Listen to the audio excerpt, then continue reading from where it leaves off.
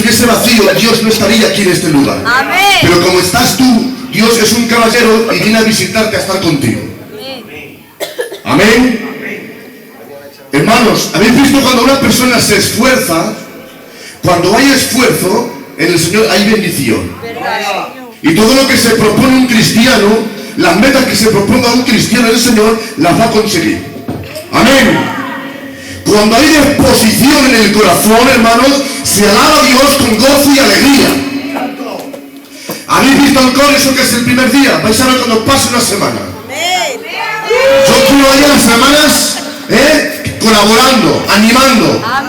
Una iglesia ferviente, los hermanos tocando las palmas. Yo que sé, hermanos, te tienes que motivar. Amén. Decidme amén. Que os tengo aquí hasta las 3 de la mañana. Un tema, hermanos, un tema que os va a hacer mucho bien, pero quiero que me animéis a predicar el mensaje. El mecanismo que tiene la iglesia hay que cambiarlo. De estar ahí, hermanos, solamente a escucharnos, hay que animar al cielo que son aquí a este lugar. Así, dice que sí. Bueno, mirad, Segunda de Reyes, capítulo 6 y verso 1. Tú anímame también mucho desde ahí, Dice la palabra, los hijos de los profetas, hace mucha calor, los hijos de los profetas dijeron a Eliseo, he aquí, el lugar en que moramos contigo nos es estrecho. Vamos ahora al Jordán y tomemos de allí cada uno una viga y hagamos allí lugar en que habitemos. Y él dijo, andad. Y dijo uno, te rogamos que vengas con tus siervos. Y él respondió, yo iré. Se fue pues con ellos y cuando llegaron al Jordán, cortaron la madera. Y aconteció que mientras uno derribaba un árbol, se le cayó el hacha en el agua y gritó diciendo, ¡ah, Señor mío, era prestada! El varón de Dios preguntó, ¿dónde cayó? Y él mostró el lugar. Entonces cortó él un palo y lo echó allí e hizo frotar el hierro y dijo, tómalo. Y él extendió la mano y lo tomó. Vuelve a la persona que está a tu lado y dile, la compasión de Dios por sus hijos. La compasión de Dios por sus hijos. Mirad, un hacha en aquel tiempo era una herramienta de trabajo muy cara y muy apreciada, porque estamos hablando, hermanos, aproximadamente de unos 3.200 años atrás. Y un hacha en aquel tiempo no la tenía cualquiera persona. Un hacha, hermanos, era una herramienta de trabajo muy apreciada, porque, hermanos, un hacha servía para muchas cosas. El dueño, hermanos, de este hacha iba al monte, cortaba madera, y con la madera podía hacer una casa, podía hacer muchas herramientas y podía hacer leña para el fuego. Y, hermanos, no había otro mecanismo para cocinar sino solamente con el fuego. Entonces, en una casa, en aquel tiempo, no podía faltar la leña. Por eso es que un hacha era una herramienta de trabajo muy útil, muy apreciada y muy cara. No todo el mundo, hermanos, podía tener un hacha. Hoy día, hermanos, vas a una ferretería y un hacha vale 10 euros. No sirve prácticamente para nada por el mecanismo que hoy día hay, hermanos, porque la tecnología ha avanzado tanto que hoy un hacha no sirve para nada. Pero en aquel tiempo, hermanos, era, primero, una herramienta de trabajo y dos, era un arma para defenderte. ¡Aleluya! Este hombre se sentía responsable, pues el hacha no era suya. Por lo tanto, este joven profeta estaba en una situación muy mala. Su situación era muy mala porque el hacha no era suya. Él fue donde un vecino y le dijo, vamos a cortar madera, déjame el hacha. El dueño le diría, mira, ya sabes que es muy cara, es muy apreciada. No en todos los sitios hay un hacha, no. Porque, hermanos, si vamos un poquito más para atrás, dice la palabra que los filisteos mataron a toda la gente que forjaban el hierro. Los mataron. Dice, y solamente quedaron la espada de Saúl y de Jonatán. Entonces no había mucha variedad de hachas en aquel tiempo. Era algo que se tenía muy escondido, muy guardado, muy apreciado. Se tenía mucha estima, hermanos, un hacha en aquel tiempo. Él la pidió prestada, se le perdió, hermanos, y su angustia, su dolor era grande porque él diría, ¿qué hago yo ahora? ¿Cómo pago el hacha a mi vecino? Si no era mía, ¿dónde saco yo el dinero? Hermanos, es que no querían dinero. El dueño quería su hacha. Él no quería dinero, ni trigo, ni cebada, porque en aquel tiempo con el trigo se pagaba como dinero. Él quería su hacha, porque detrás de ese hacha estaba la provisión para su casa y la protección para su casa. Pero Dios se compadeció de él y le resolvió el problema haciendo flotar el hacha.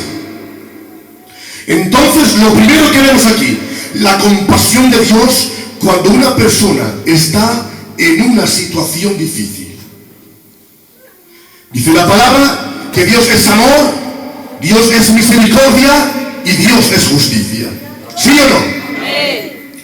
Pues Dios desde las alturas se queda mirando y cuando ve que estás en una situación difícil, Él se compadece de ti. Él baja y se sienta en el pozo de tu miseria contigo. Amén. El profeta, hermanos, el profeta perdió algo que no era suyo, pero el Señor por medio de Eliseo le ayudó a recuperarlo. ¿Te digo algo en esta tarde? ¿Te digo algo, sí o no? Amén. Yo no sé lo que has perdido. Empieza a notar en tu corazón. Yo no sé lo que has perdido. La unción, la oración, la fe, la paz. Pero hoy el Señor se compadece de ti y te ayuda a recuperarlo, como ayudó a aquella viuda a recuperar a sus hijos. Ole. Había una viuda, Ole. tenía 2 hijos. Su marido tiempo atrás había dejado una deuda pendiente. Los acreedores venían a por ello, porque antes, hermanos, se cobraban por medio del trabajo. Tú me debes tanto, tienes conmigo tanto tiempo a trabajar. Ahora, hermanos, esta viuda estaba desconsolada, triste, cabizbaja, afligida porque no tenía compañero. Había partido con el Señor y este marido de esta mujer era profeta de Dios.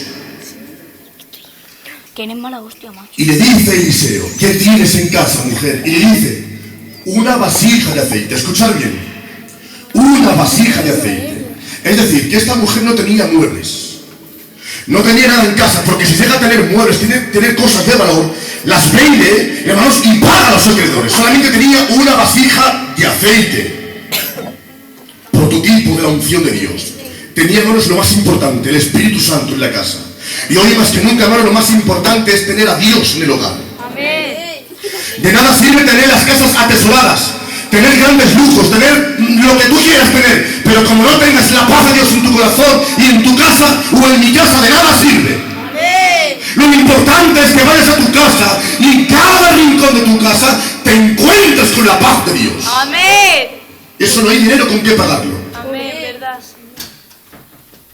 Y ahora, hermanos, esta mujer le dice a Eliseo, enciérrate en tu casa, cierra la puerta tú y tus hijos, buscar vasijas y empieza a llenar vasijas de la que tú tienes. Empieza a llenar. Y dice la palabra que comenzó a llenar una y otra y otra y otra y otra y otra hasta que se acabaron las vasijas. Le dice Eliseo, coge el aceite y véndelo, y con lo que saques del aceite paga a los acreedores, y con lo que te sobre come tú y tus hijos, porque Dios cuando da en abundancia. Dios no es un Dios pobre. Él cuando da en abundancia, porque es rico. Amén. Dice la palabra, el oro y la plata es mío, dice el Señor. Yo soy dueño y Señor del oro y de la plata. Y Dios le resolvió el problema. Los hijos los perdía. Esta mujer diría, Eliseo, los niños que me los quitan de tus malos hombres. Y Eliseo compadecido, movido a misericordia, hermanos, porque Dios le impulsó, le resolvió el problema a Eliseo por medio de Dios. Hoy es importante, escuchar bien, hoy es importante tener en el pueblo hombres que sean de solución. Que cuando se desata el problema no empiecen a acusar, has sido tú, o me escapo de ese lugar y me voy corriendo y me lavo las manos como Pilato y no quiero saber nada del asunto. No, se necesita en las iglesias, se necesita en Filadelfia, se necesita en el pueblo hombres de solución. Que en los momentos más críticos sepan aconsejar y sepan decir una palabra. Amén. Amén. Amén. Ahora, hermanos, palabra del Señor. Jesús se compadeció de la viuda de Naín, resucitando a su hijo. Unos hombres, hermanos, van con un feltro en sus hombros de camino al cementerio.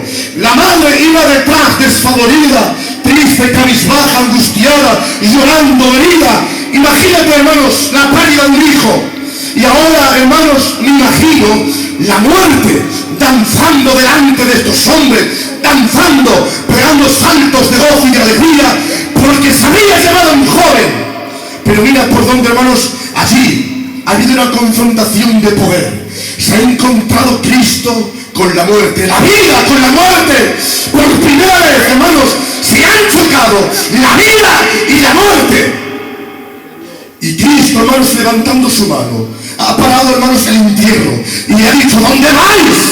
¿A dónde vais? ¿A dónde? Y le dirían: vamos a enterrar a este joven al cementerio. Y le ha dicho Jesús: aquí no vas a enterrar a nadie, porque yo, la vida, lo voy a levantar esta tarde. Y le dijo: joven, a ti te digo, levántate. Y se levantó. Se compadeció de aquella viuda. Se compadeció, hermanos. Era lo único que tenía su hijo. No tenía marido porque había partido. Era el consuelo que tenía su único hijo. Pero a Cristo, hermanos, se ha compadecido y ha dicho Cristo: no. Tú no te vas a quedar sola. Yo te devuelvo a tu hijo. Y ahora, hermanos, la muerte. La muerte, cuando ha visto esto, ha salido corriendo desfavorecida. Por primera vez, la muerte ha tenido miedo. Y la muerte dirá: ¿quién es este? ¿Quién es este? ¿Quién es que tiene poder y autoridad para resucitar a los muertos? Y por primera vez, hermanos, la muerte comenzó a sentir los efectos del terror, de la debilidad, del miedo. En esta ocasión le estaba diciendo el Señor, se adelantó y le dijo: muerte, prepárate que voy a por ti. Te queda poco tiempo, muerte. Has podido con los reyes, has podido con los grandes, has podido con todos los hombres, con grandes, con pequeños, pero prepárate porque voy a por ti. Se estaba adelantando, hermanos, porque sabéis y conocéis las Escrituras que cuando Cristo, hermanos, fue sepultado en el sepulcro, bajando a las partes más profundas de la tierra, hermanos, bajando a las profundidades de la tierra, le quitó el imperio de la muerte, hermanos, y ahí se llevó cautiva la cautividad y trajo liberación. Y, hermanos, en el libro de Apocalipsis, en el capítulo 1, creo, le dijo: yo tengo las llaves de la muerte y del abismo.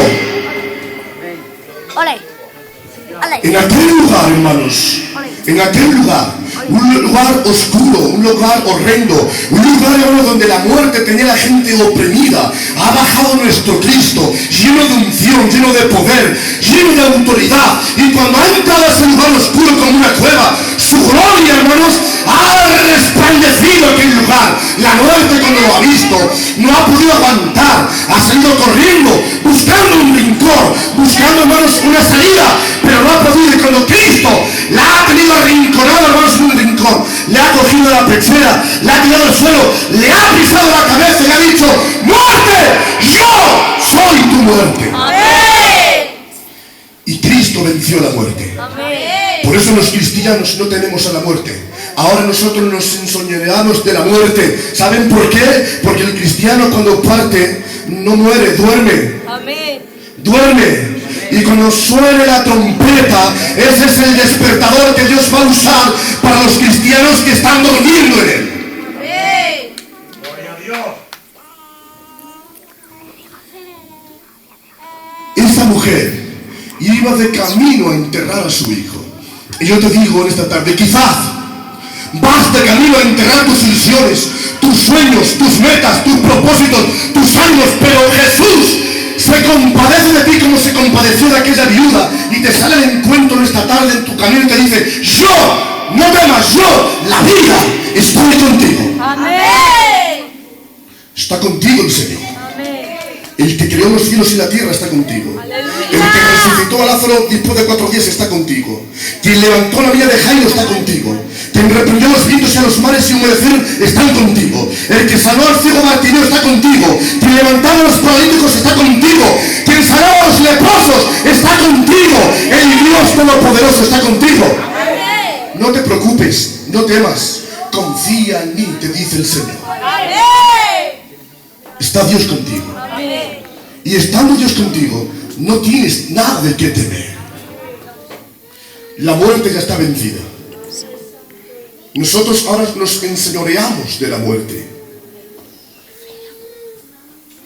Dios se compadece de tu necesidad.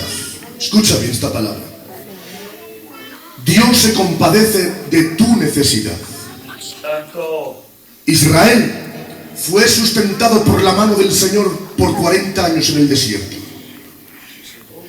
Había aproximadamente como unas 3 millones de personas, malas bestias que había. Pero ahora, hermanos, el pueblo dice a Moisés: Moisés, tenemos hambre. Y el Señor durante 40 años hizo descender el pan del cielo. El maná caía cada mañana para que el pueblo fuese sustentado. Pero ahora, hermanos, el pueblo le dice: Moisés, tenemos sed. Y, hermanos, de agua comenzó a fluir agua de la roca y el pueblo se saciaba. Pero ahora el pueblo dice: Moisés, estamos cansados de tanto maná, tanto pan. Queremos carne. Y el Señor hizo llover codornices del cielo y el pueblo se saciaba. Pero ahora nos dice la palabra: en el desierto en la noche hace mucho frío, una columna de fuego para que mi pueblo se caliente. Por el día mucha calor, una nube de sombra. Y durante 40 años, hermanos, deambulando por el desierto.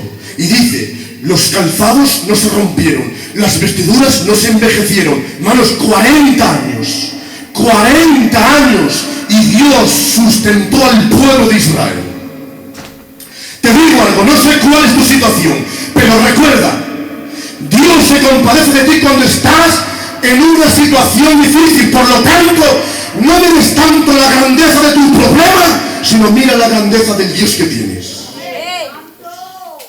Tienes a un Dios tan grande, tan poderoso, que rápidamente 2 hombres sabios, 2 hombres que tenían una mente, hermanos, que se iban, comenzaron a coger tinta y papel. David, Isaías, vieron la grandeza de Dios y comenzaron a decir: Señor, el cielo es tu trono, la tierra es el estrado de tus pies. Mides los cielos con un palmo, cabalgas sobre las alas del viento, usa las nubes por carroza, coge las aguas de los mares en tus manos, montonas el polvo de la tierra con 3 dedos, extiendes los cielos como una cortina, los enrollas como un pergamino, llevas en tus puños encerrados a los vientos. Santo. Te sientas en las alturas y te vistes de luz como de vestiduras. Hermanos, ¿qué Dios más grande quieres? Si dice, hermanos, los científicos que la Tierra tiene una superficie de 510 millones de kilómetros cuadrados, y dice la palabra: la Tierra es el estrado de sus pies. En todo el universo, en todo el mundo entero, no hay solamente un espacio que nuestro Dios no pueda ocupar. Si faltara un espacio que Él no pudiese conquistar o avanzar, dejaría de ser Dios. Porque Dios, hermanos, no tiene espacio en el espacio. Él está aquí y no hace falta que le diga: Señor, échate a un lado que voy a pasar. No. Esto está aquí en el medio y está ocupando un lugar y me molesta para pasar. Pero nuestro Dios es espíritu y Él no tiene espacio en el espacio, no tiene principios ni fin de días. Él es desde la eternidad y hasta la eternidad, desde el siglo y hasta el siglo. No hay ningún rincón que Él no pueda habitar. Amén. Dios es tan sumamente grande que, viendo, hermanos, en su corazón, viendo que el pueblo se perdía, que el mundo se perdía, tuvo que hacer que de su seno naciera el propio Cristo. Y Cristo, hermanos, tuviese que bajar a la tierra. No había otra forma de que Dios pudiese comunicarse con el mundo. Dice la palabra: en el principio era el verbo era con Dios y el verbo era Dios. El verbo era la palabra y la palabra se encarnó, tomó cuerpo. Amén. Cristo Jesús. Ahora la palabra comenzó a andar por la tierra. El poder de la palabra. Esa palabra que decía que se hagan los cielos y los cielos se crearon. Esa palabra ahora estaba andando por la tierra. Termino con esto. Este hacha, hermanos, este hacha de hierro representaba tu corazón y el mío endurecido por el pecado. ¿Sabéis que el hierro es un material muy duro? Pues este hacha estaba representando tanto tu corazón como el mío. Estaba endurecido por el pecado. Estábamos sumergidos en el río, hermanos, de este mundo malo y pecador. Y al igual que este hombre acabó y hizo flotar el hacha, así Cristo nos extendió su mano santa y nos rescató de lo profundo del pecado. Como hizo con Pedro. Pedro se estaba hundiendo en las aguas. No había salvación para Pedro. Yo me imagino que un hombre que su vida era el mar, sería un experto nadando. Pero hermano, ¿cómo estarían aquellas aguas aquel día para que Pedro no se hiciese con las aguas nadando, que tuvo que decir: Señor, socórreme que perezco? Es decir, Pedro se dio la muerte en los dientes.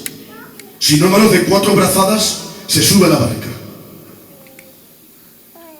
Cogió Jesús, le extendió la mano y lo levantó.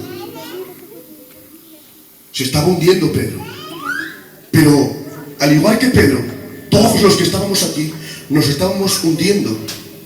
El pecado tiene un peso, y ese peso nos estaba hundiendo, nos estaba sumergiendo, nos estábamos ahogando. Pero Cristo, hermanos, entregando sus preciosas manos en la cruz, no te extendió una como hizo con Pedro, te extendió sus 2 manos en la cruz del Calvario. Pero no solamente las manos, extendió sus pies, puso su cabeza coronada de espinas, puso su cuerpo, puso su corazón, para que hoy nosotros, a través de Él, pudiésemos flotar. Y hoy estamos aquí flotando por Él. Amén. Yo creo, hermanos, que este sacrificio que hizo nuestro Cristo se merece un fuerte aplauso. Amén.